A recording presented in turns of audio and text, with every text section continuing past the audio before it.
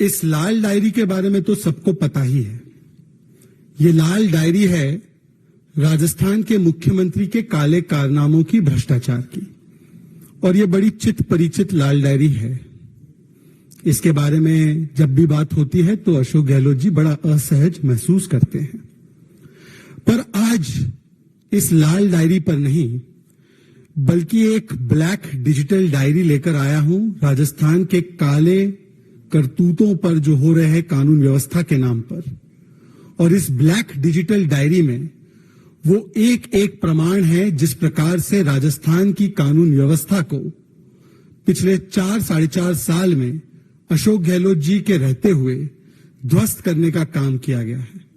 और इस black digital diary में कल्पना कीजिए कि जिस समय पर, जिस कालखंड में हम लोग बात कर रहे हैं नारी शक्ति को वंदन करने की, हमारी संसद ने नारी शक्ति वंदन अधिनियम पारित किया, महिलाओं को उनका संवैधानिक अधिकार दिलाया। ये केंद्र की नरेंद्र मोदी जी की सरकार कर रही है, उनकी शक्ति को वंदन कर रही है। परंतु जो ब्लैक डिजिटल डायरी में लेकर आया हूं, रेड डायरी करप्शन की, ब्लैक डिजिटल डायरी राजस्थान के कानून व्यवस्था के ध्वस्त होने के प्रमाण की। इस ब्लैक डिजिटल डायरी में मैं आपको ऐसे प्रमाण दिखाने वाला हूं जिससे कि आप विचलित हो जाएंगे और सोचने पर मजबूर हो जाएंगे कि क्या ये राजस्थान है, क्या ये उन जगहों के बारे में बात हो रही है जहां पर महिलाओं का जीना नामुमकिन है। ये तस्वीर है, और माफ करना, ये तस्वीर आज जो आई है, ये तस्वीर आप देखिए गौर से। ब्लैक डिजिटल डायरी में पहली तस्वीर, पहला प्रमाण। आप मुझे पूछेंगे कि क्या ये तस्वीर अफगानिस्तान की है? नहीं, ये तस्वीर अफगानिस्तान की नहीं है। आप मुझे पूछेंगे क्या ये तस्वीर सूडान की है? नहीं, ये तस्वीर सूडान की नहीं है।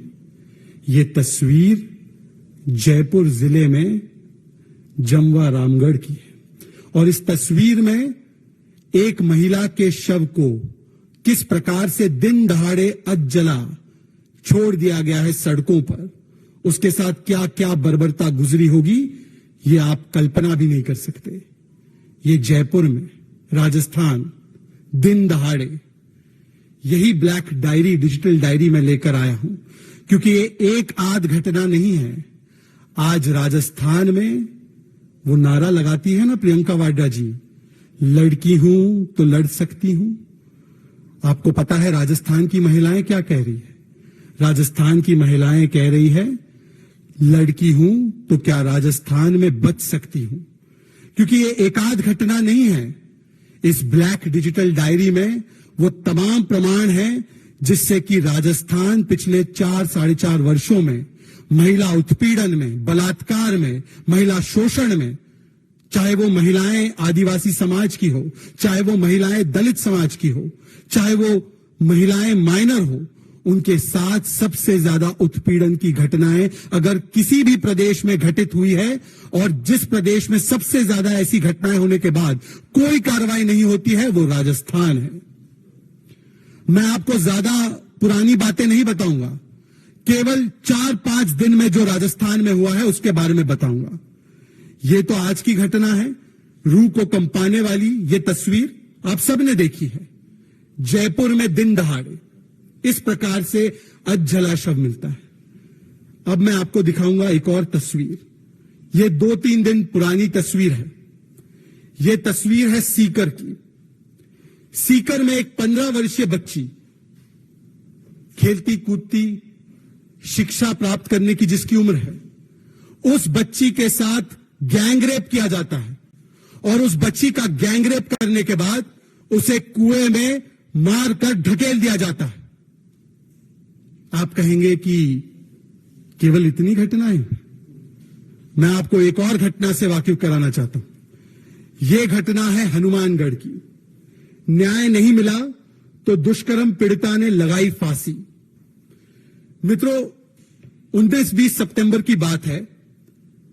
एक रेप पीड़िता, जिसका मैं आपको बयान भी अभी सुनाऊंगा, वो रेप पीड़िता के साथ रेप जब हुआ, वो पुलिस को अप्रोच करती है, राजस्थान पुलिस में शिकायत दर्ज करवाती है, 164 में अपना स्टेटमेंट दर्ज करवाती है, और कहती है मेरे साथ यह जुल्म हुआ।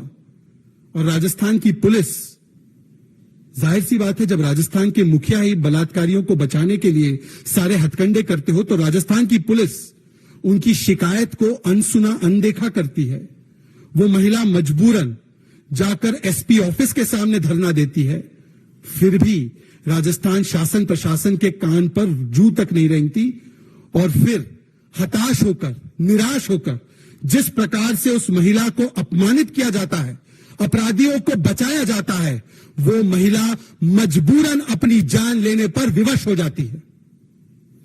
यह घटना घटी जिस दिन पर हम केंद्र में नारी शक्ति वंदन अधिनियम पारित कर रहे थे।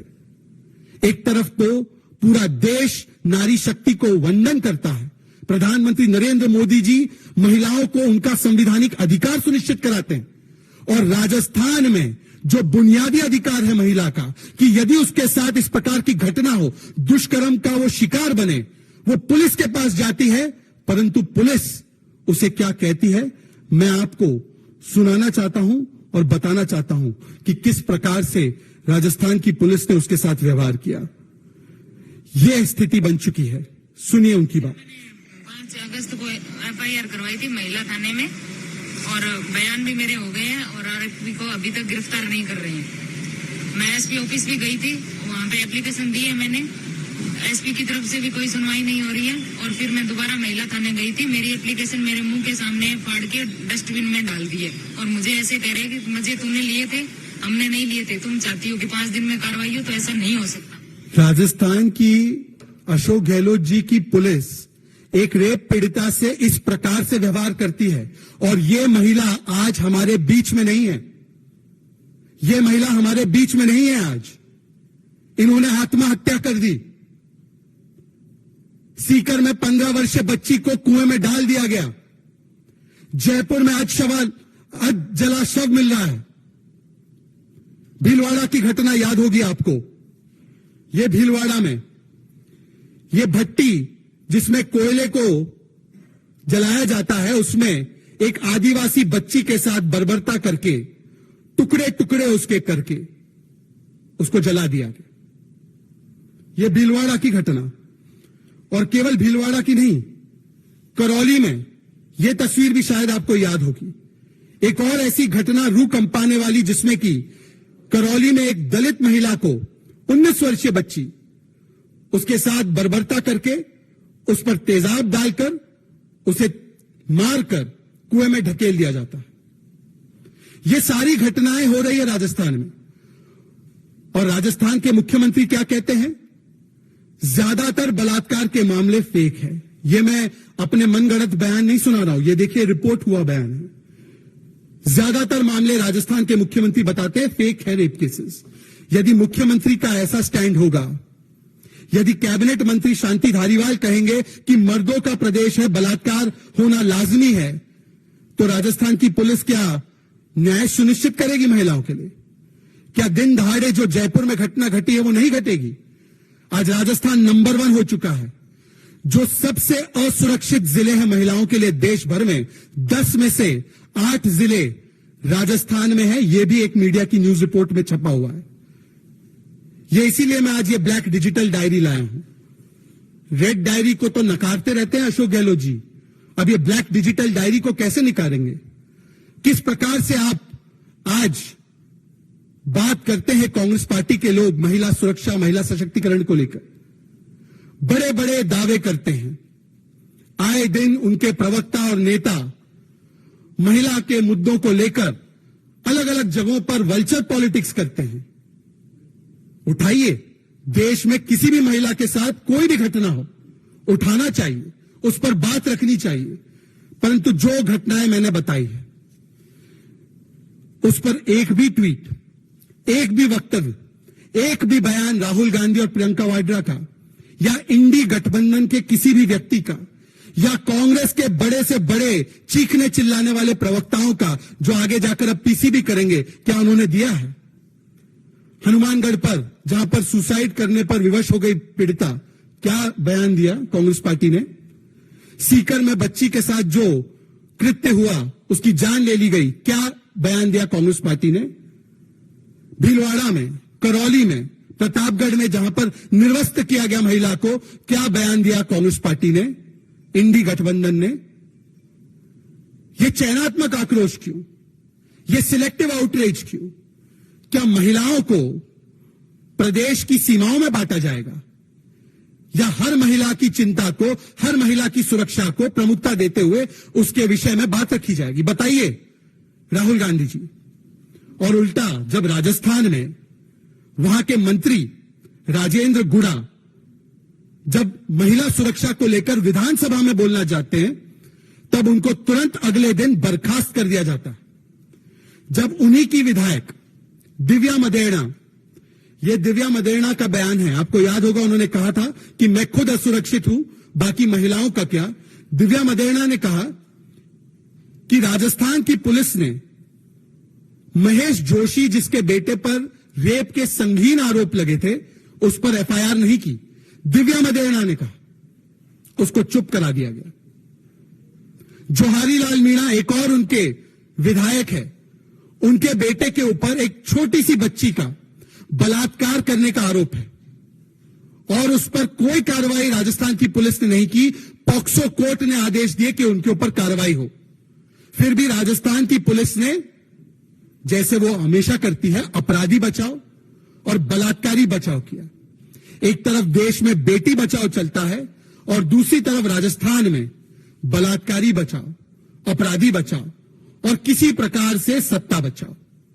आज मैं सवाल पूछना चाहता हूं, और यह घटना आज जो हमने देखी है जयपुर की, हूबहू इसी प्रकार की घटना सोचिए।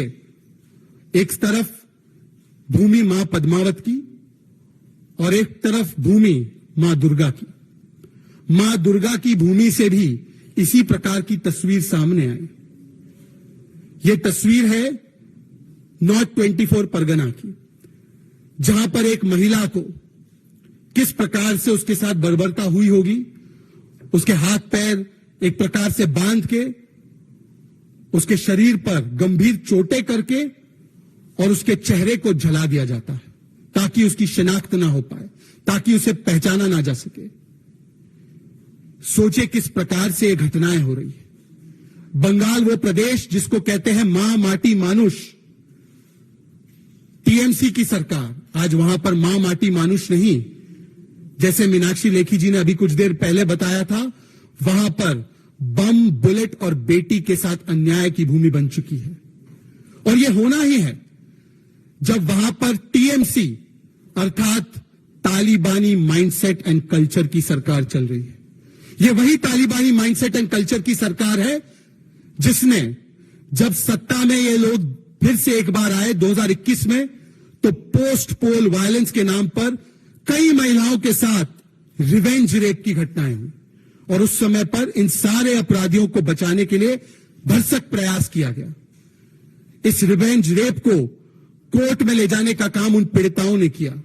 कहीं पर 10 वर्षीय 12 वर्षीय महिला लड़की, कहीं पर 60 वर्षीय महिला, अपने हलफनामा कोर्ट में देकर उन्होंने अपने साथ जो गुजरी हुई पीड़ा है उसको बयान किया। जब एक छोटी सी बच्ची के साथ बलात्कार होता है नाडियाड में, तो ममता दीदी कहती है ये लव अफेयर गॉन रॉन्ग है। जब महिलाओं के साथ और भी अनाचार दुराचार होता है, 15-15 घटनाएं 20-30 दिन में हो जाती हैं, तब इस पर तृणमूल कांग्रेस आकर दोषारोपण किसी और पर करती है। इस पर भी देखना, इस घटनाक्रम में भी देखना, नॉर्थ 24 परगना वाली घटनाक्रम पर भी आधे दिन का इंतजार कीजिए, टीएमसी आकर किसी न दोषी को या किसी ना किसी अन्य एजेंसी को दोष देगी। यह उनका हैंडबुक बन चुका है। मालडा में आदिवासी महिलाओं को निर्वस्त्र किया गया, शायद आपको याद होगा वो घटनाक्रम। उस पर जिस प्रकार से टीएमसी की नेत्री ने आकर बयान क्या दिया आपको पता है? उनकी मंत्री है शशि पांजा, सुनिए उनका बयान। जितना भी निकला है उसको ये राजनीतिक चश्मा से क्यों देख रहे हैं? मालडा में महिलाएं निर्वस्त्र होती है और उनकी मंत्री आकर उस समय पर कहती है ये कपड़े निकल गए, जितने निकले, इसको राजनीतिक चश्मे से क्यों देखना?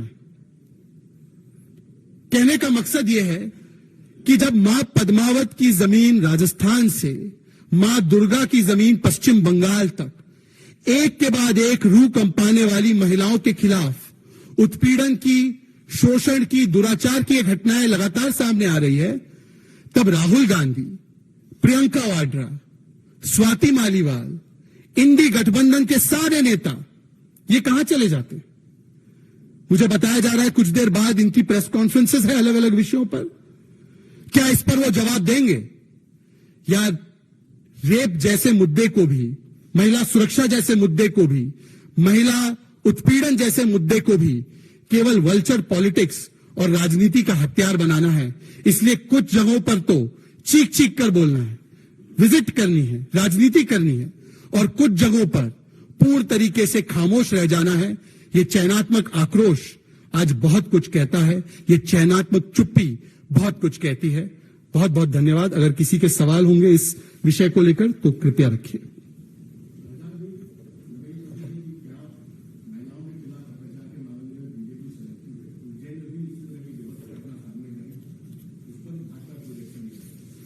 मैं आपका धन्यवाद देता हूं कि आपने मुझसे यह सवाल पहले ही क्रम में पूछ लिया।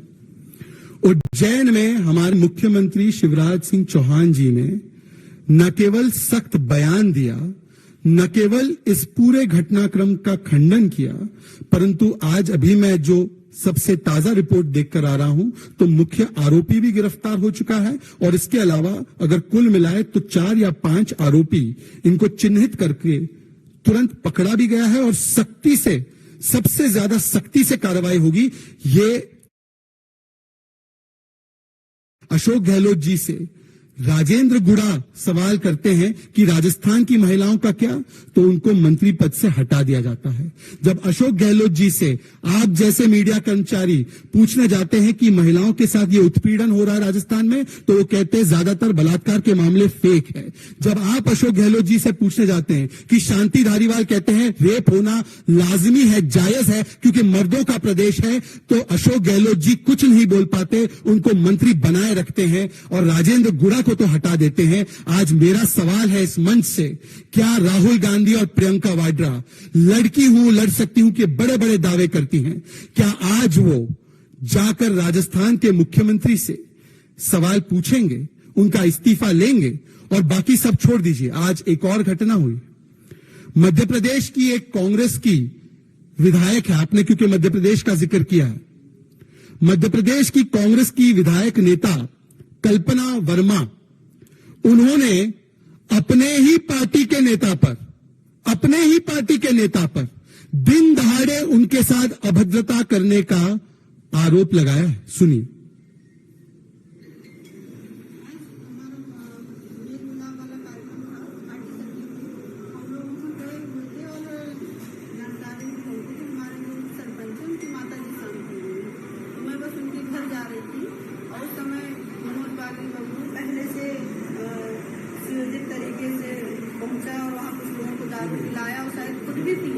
और उसके बाद उसने विरोध करने का प्रयास किया, तो वो लोग सब मेरे गाड़ी के सामने आ गए। जैसे ही मैं गाड़ी से नीचे उतरी, वो एकदम मेरे से झपटने का प्रयास किया, मेरा हाथ पकड़ने की कोशिश करी। जब मैंने उसको दूर करा तो उसके बाद जो मेरी असिस्टेंट है प्रतिमा बागड़ी, आपके पास पूरा बयान भी मैं पहुंचा दूंगा, आपके पास है भी। बताइए, कांग्रेस पार्टी को तो यह बताना चाहिए कि लड़की हूं तो कांग्रेस के लड़कों से कैसे बच सकती हूं। जोहारीलाल मीणा के बेटे बच्ची का बलात्कार करते हैं, महेश जोशी के बेटे बच्ची का बलात्कार करते हैं। यहां पर मध्य प्रदेश में खुद उनकी विधायक जो है वो सुरक्षित नहीं है। दारू के नशे में कांग्रेस के नेता उन पर किस प्रकार से झपट्टा मारते हैं। तो यहां पर तो प्रियंका वाड्रा जी, आप बताइए कि लड़की हूं, कांग्रेस के इन लड़कों से कैसे बच सकती हूं? जी,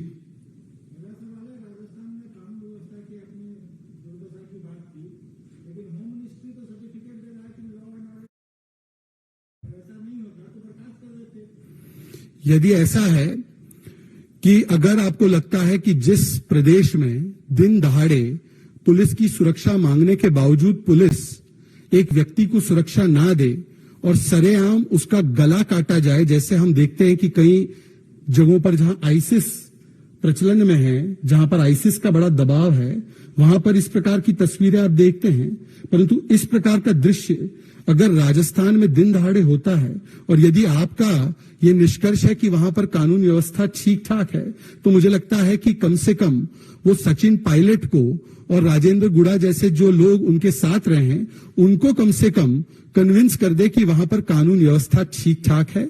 जहां तक सवाल है, हर प्रकार का जो डेटा सेंटर की तरफ से एनसीआरबी से लेकर दूसरे डेटा है और डेटा के अलावा जो वहां पर लोगों की आप बीती है, वो दोनों ही बताता है कि राजस्थान में अगर पिछले 4.5 वर्षों में कुछ हुआ है तो लगातार दंगे और दंगाइयों को बचाने का प्रयास, मतलूब अहमद से लेकर छाबड़ा का दंगाई, छाबड़ा, करौली, भीलवाड़ा, जोधपुर, ये लगातार दंगे हुए।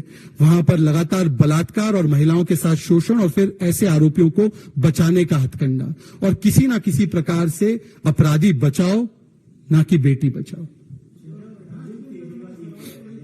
देखिए ऐसा है, ऐसी सरकारों को बर्खास्त करने के लिए हर 5 साल में जनता को मौका मिलता है और अगली बार जनता उन्हें वहां के राजनीतिक पटल से इस प्रकार से बर्खास्त करने वाली है कि अब अशोक गहलोत जी आए दिन संवैधानिक पदों पर भी सवाल उठाने लगे हैं। ये उनकी एक प्रकार से पॉलिटिकल हताशा भी नजर आ रही है।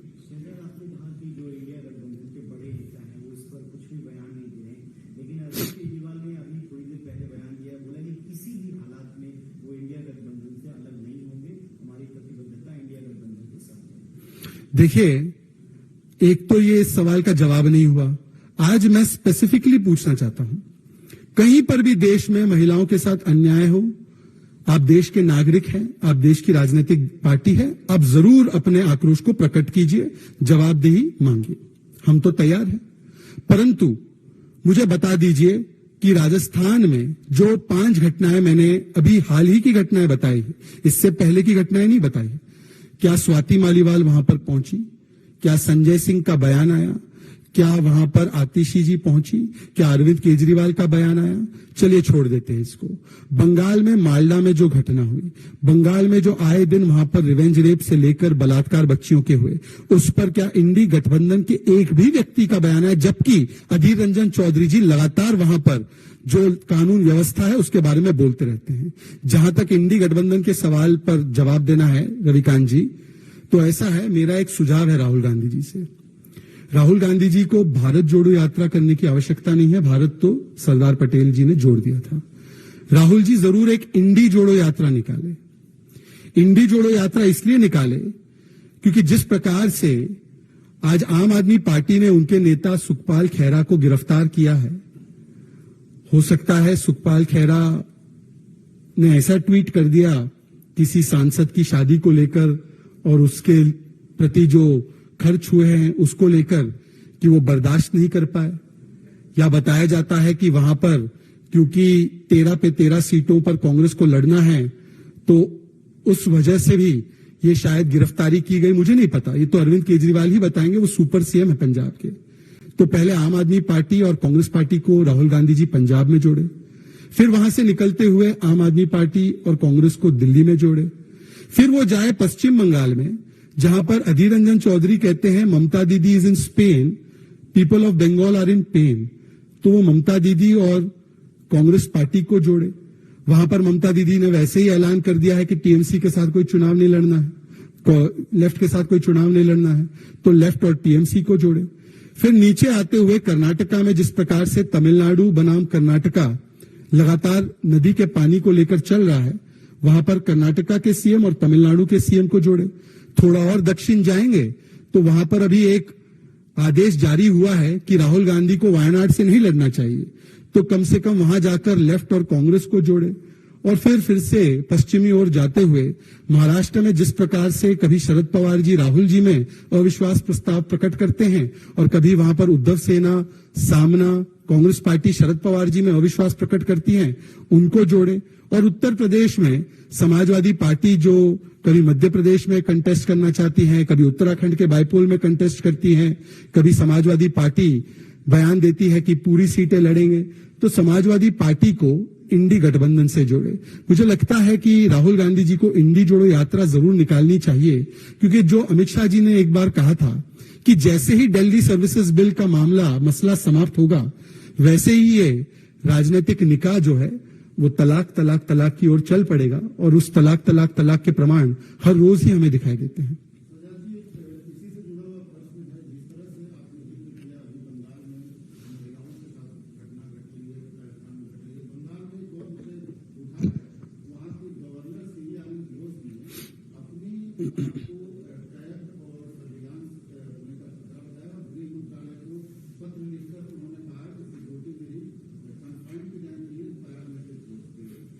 देखिए, ये विषय मेरे संज्ञान में नहीं है, मैं आप ही के माध्यम से इस विषय पर मुझे जानकारी मिली है।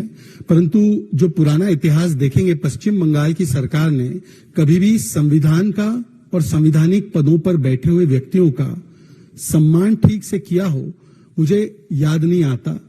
जिस प्रकार से उन्होंने इससे पहले भी, जो आज के हमारे उपराष्ट्रपति जगदीप धनखड़ जी है, वो जब वहां के गवर्नर थे, तो जिस प्रकार से वहां पर उनके संवैधानिक पद को के साथ भी अपमानजनक व्यवहार किया गया और जिस प्रकार से वहां पर टीएमसी की सरकार ने लगातार संविधान को ताक पर रखने के काम किए हैं, तो मुझे नहीं लगता कि जो घटनाक्रम आप बता रहे हैं, मुझे इससे ज्यादा हैरानी नहीं होती कि यदि पश्चिम बंगाल की सरकार इस प्रकार के कृत्यों को आगे जो है एक प्रकार से करने का काम कर रही है। परंतु क्योंकि ये विषय गवर्नर और गृह मंत्रालय के बीच में है, मुझे उम्मीद है कि जो जिनको ये पत्र लिखा गया है और जिन्होंने पत्र लिखा है वो उस पर ज्यादा स्पष्टीकरण देंगे। धन्यवाद जी, थैंक यू।